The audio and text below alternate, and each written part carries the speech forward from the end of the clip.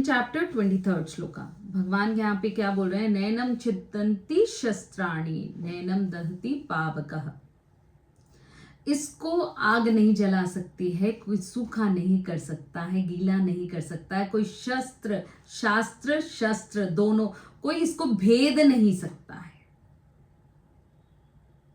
शस्त्र इसको भेद नहीं सकते हैं। कोई भी शस्त्र इसको, आपको लगता है कि अगर वो भेद सकता है तो आपकी वो बेवकूफी है, आप ऐसा सोच रहे हो।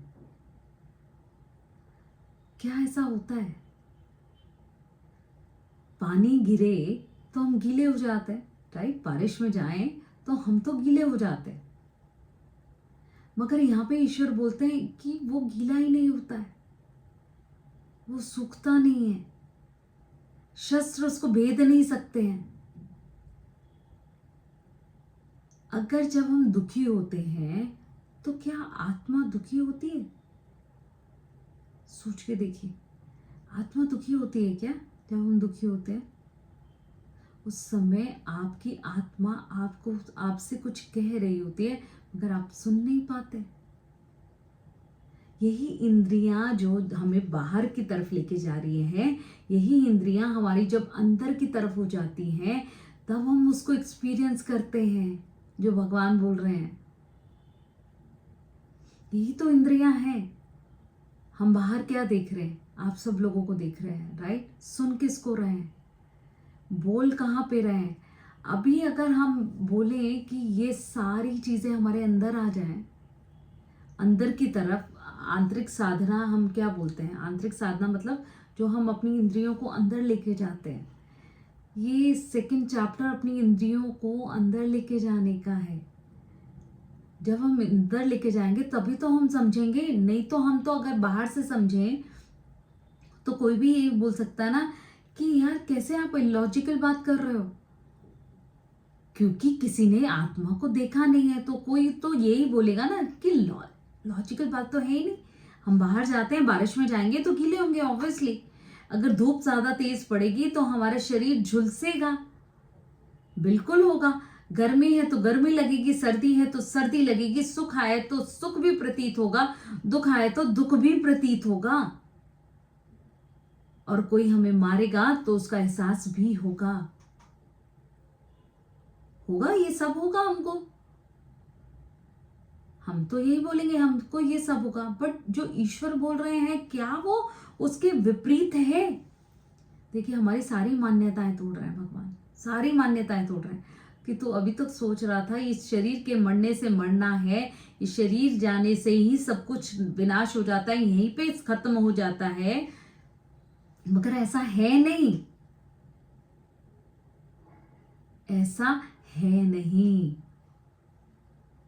न उसको सुख न दुख, न वो आता न जाता। शस्त्र उसको काट नहीं सकते, उसको कोई गीला नहीं कर सकता, उसको कोई सुखा नहीं सकता। देखिए, भगवान शुरू से सेकंड चैप्टर में भगवान अर्जुन को क्या बता रहे हैं? एक ही बात बता रहे हैं, आत्मा न कहीं आती न जाती, न उसका विनाश होता, न उसका क्षय होता, कुछ भी नहीं होता, क्योंकि उसकी उत्पत्ति ही नहीं है तो विनाश तो होगा ही नहीं। ना आदि ना अंत। हम परमात्मा के विषय में बोलते हैं तो क्या बोलते हैं? वो तो सर्वज्ञ हैं, उनका ना आदि है ना अंत है, कुछ भी नहीं है। तो हम क्या है? हम इस बात को माने या उस बात को माने? भगवान ने जो ऊपर की कवरिंग दी है उसको माने अपना, या फिर जो अंदर दिया है उसको माने अपना? किसको मानेंगे हम अपना? आत्मा, भगवान बोल रहे हैं, आत्मा ऐसा नहीं कि तुझको चुटकी बजाए और तुझे समझ में आ जाए। नो, आत्मा का बहुत वास्ट चैप्टर है। सबसे बड़े जो चैप्टर्स हैं वो सेकेंड और 18 चैप्टर है, राइट? 18 चैप्टर में पूरा गीता का, भगवत गीता का सारांश दिया है। और सेकेंड चैप्टर में अगर देखें तो आत्मा, जो कि हमें क्या 20 श्लोकों में समझ में आ सकती थी, नहीं, भगवान ने यहाँ पे 72 या 78 श्लोकास दिए हैं, यहाँ पर 78 हैं। भगवान ने ये श्लोकास दिए हमको ये समझाने के लिए कि अर्जुन को कि इतनी प्रकार से बताया कि आत्मा कि तेरे माइंड में फिक्स होने के लिए एक्चुअली वो चाहिए उस किसी चीज को दृढ़ता पूर्वक अपने अंदर स्थापित करने के लिए आपको बार बार अपने आप को याद दिलाना पड़ता है कि मैं एक आत्मा हूं, मैं शरीर नहीं हूं। या अपने अपने आप को बार बार याद दिलाना पड़ता है। जब अर्जुन को भगवान बोल रहे हैं कि ये सब उसका विनाश ही नहीं हो सकता, जब उसका विनाश ही नहीं होगा तो उसकी उत्पत्ति होगी क्या? सोच के देख। एक ना मैंने मूवी देखी थी, एक इंग्लिश मूवी आई थी, तो उसमें वो एक व्यक्ति होता है, वो जो आत्मा है उनके ऊपर अटैक करते हैं और वो बंदूक से गोली मारते रहते हैं और उनको लगती नहीं। एक लग गई, कोई बात नहीं, उन्होंने दूसरी मारी, तीसरी मारी, चौथी मारी, वो मरते नहीं। कैसे नहीं मरते? अगर आप देखोगे ना, मतलब लाइक ये तो हॉलीवुड मूवी थी तो उसको बहुत ज्यादा ग्लैमराइज तरीके से दिखाया गया था, बट हम इस चीज को इमेजिनेशन मानते हैं। इमेजिनेशन तो मान सकते हैं ना हम उसको, है ना। बहुत सारे लोग इमेजिनेशन मानते हैं, तभी तो उसके ऊपर मूवीज बनी है कि आप आत्मा को गोली मारे जा रहे हैं, उसको एक भी नहीं लग रहा है। और भगवान जो यहाँ पे बोल रहे हैं शस्त्र उसको काट नहीं सकता है, एक्चुअली यही सत्य है। मगर वो इमेजिनेशन जो सत्य था, हमने उसको सिर्फ ये माना कि इमेजिनेशन है, जस्ट इमेजिनेशन, बट सत्य है ना। आत्मा अजर है, अमर है, ये हम सिर्फ सुनते हैं, सुनने में हमें समझ में आया, राइट। क्या हमने उस सुनने में जो बाहर की तरफ कान थे उसको क्या हमने अंदर की तरफ मोड़ा? अपनी आत्मा की जब हम आवाज सुनेंगे तो आत्मा जब हमें बोलेगी कि मैं अजर हूं, मैं कौन हूं, तू मुझे जान, मैं तेरे लिए ही तो हूं, मैं तेरे लिए हूं, तो मुझे जान जा। जब तू मुझे जानेगा तभी तो मैं अपने बारे में और विस्तार से तुझे बता पाऊंगा, और क्योंकि और कुछ है ही नहीं जानने के लिए, और कुछ नहीं है। सोचिए, और ये तब भगवान ने अर्जुन को बताया जब अर्जुन ने बोला कि भगवान मैं आपको अपना गुरु स्वीकार करता हूं, मैं अपने आप को धन्य मानूंगा कि मैं आपका शिष्य बन पाया।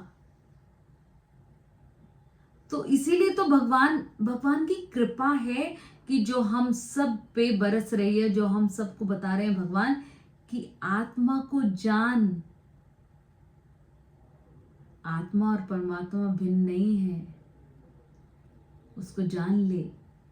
ये हमारे लिए थोड़ा डिफिकल्ट है समझना, क्योंकि हम जो है किसी ना किसी फॉर्म से जुड़े हैं, तो इसीलिए हमारे लिए समझना डिफिकल्ट है कि आत्मा और परमात्मा भिन्न नहीं है, एक ही है,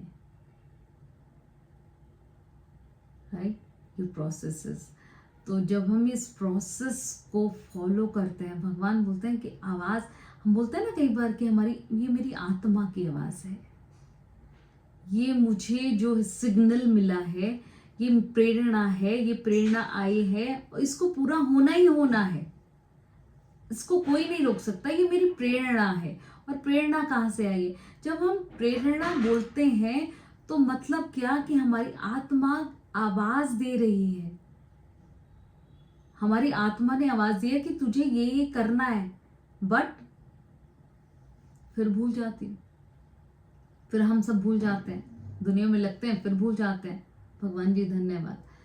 तो हमारा ये जो भूलने का क्रम है, इसको समझिए। इसीलिए भगवान बार बार बता रहे हैं कि बेटा मेरे को पता है तो भूल जाएगा, तुझे याद रखना है कि अंदर जो बैठा। इसीलिए तो बचपन से हमें बताया गया ना कि हमारे पेरेंट्स को चाहे समझ हो या नहीं हो, उन्होंने हमें जो बताया कि आत्मा है, उन्होंने अपने पेरेंट्स से सुना था, उन्होंने अपने पेरेंट्स से सुना था, उन्होंने अपने पेरेंट्स से सुना था, राइट। तो ये तो चलता आ रहा है, ये चलती आ रही है, ये परंपरा चलती आ रही है। मगर इस आत्मा को हमने इतना डेप्थ में जाना क्या? जो भी इस आत्मा को उतने डेप्थ में जान लेता है कि इतना ही नहीं है जो मुझे दिखाई दे रहा है, जो मुझे सुनाई दे रहा है, ये तो बहुत सीमित है। आत्मा क्या है? असीमित। उसका कोई आदि अंत तो है ही नहीं। तो जो असीमित है उसको मैं अंदर, अपने अंदर ही देखूं ना, उसको मैं बाहर से देख ही नहीं सकता। आप चाहे जो मर्जी कर लीजिए, आप बाहर से देख ही नहीं सकते, मगर आप फील कर सकते हैं। फील करने का अर्थ क्या है? एक्सपीरियंस करने का अर्थ क्या है? कि अपने इंद्रियां जब हम अपने अंदर मोड़ते हैं तो जो हम देखते हैं वो ही रियलिटी है। अष्टावक्र जी, जो राजा जनक जी ने पूछा ना कि स्वप्न में जो देखा है वो ये सत्य है या ये सत्य है, ये सत्य है या वो सत्य है? अष्टावक्र जी बोले दोनों सत्य है। दोनों सत्य है ना। जो भी आप फील कर रहे हो वो सत्य है, मगर आप फील क्या कर रहे हो? So beautiful, so beautiful. धन्यवाद प्रभु, धन्यवाद। चलिए अगला श्लोक पढ़े।